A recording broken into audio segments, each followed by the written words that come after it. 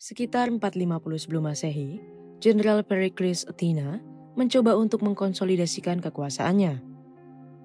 Caranya ia menggunakan uang publik dan iuran yang dibayarkan ke Athena oleh sekutunya demi mendukung seniman dan pemikir negara kota. Pericles membayar pengrajin untuk membangun kuil dan bangunan umum lainnya di kota Athena.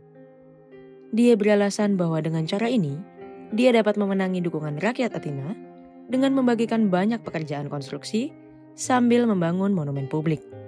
Harapannya, orang-orang akan datang dari jauh untuk melihatnya, meningkatkan prestis Athena dan juga dirinya. Arsitektur Yunani klasik. Hasil paling penting dari kampanye pekerjaan umum Pericles adalah Parthenon, sebuah kuil untuk menghormati Dewi pelindung kota Athena. Arsitek Iktinos dan Kallikrates dan pematung Phidias mulai mengerjakan kuil pada pertengahan abad ke-5 sebelum Masehi. Parthenon dibangun di atas Akropolis, alas alami yang terbuat dari batu, yang merupakan situs permukiman paling awal di Athena. Pericles mengundang orang lain untuk membangun di lokasi yang sama. Pada 437 sebelum Masehi misalnya, arsitek Nesichlos mulai membangun gerbang besar yang dikenal sebagai Propylaia di ujung baratnya. Pada akhir abad itu, pengrajin menambahkan kuil yang lebih kecil untuk Dewi Yunani Athena. Menghormati perannya sebagai Dewi Kemenangan, Athena Nike, bersama dengan Athena dan Erechtheus, Raja Athena. Namun, Parthenon tetap menjadi daya tarik utama situs ini. Arsitektur kuil Yunani. Dengan platform batu persegi panjang, serambi depan dan belakang Pronis dan Ophistodemus, dan deretan kolom, Parthenon menjadi contoh arsitektur kuil Yunani. Biasanya, orang-orang Yunani kuno tidak beribadah di dalam kuil mereka seperti yang kita lakukan sekarang. Sebaliknya, ruang interior, nis atau sila relatif kecil, hanya menampung patung dewa yang dibangun untuk menghormati kuil. Para penyembah berkumpul di luar, mereka masuk hanya untuk membawa persembahan ke patung. Kuil-kuil Yunani klasik semuanya memiliki bentuk umum yang sama. Barisan kolom yang menopang entablature horizontal semacam cetakan dekoratif dan atap segitiga. Di setiap ujung atap, di atas entablature, ada ruang segitiga yang dikenal sebagai pedimen. Disitulah pematung melakukan karya rumit.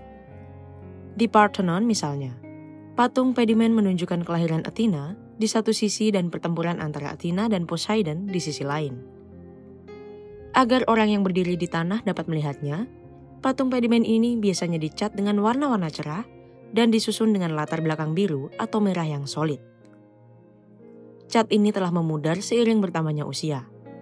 Akibatnya, potongan-potongan kuil yang bertahan hingga saat ini tampak terbuat dari marmer putih saja.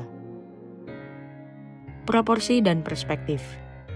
Arsitek Yunani klasik memiliki banyak teknik canggih untuk membuat bangunan mereka terlihat terata sempurna. Mereka membuat bidang horizontal berbentuk U yang sangat sedikit ke atas dan kolom yang berbadan lebih gemuk di bagian tengah daripada di ujungnya. Tanpa inovasi ini, bangunan akan tampak melorot. Dengan teknik ini mereka tampak sempurna dan megah. Patung Yunani kuno. Tidak banyak patung atau pahatan klasik yang bertahan hingga saat ini.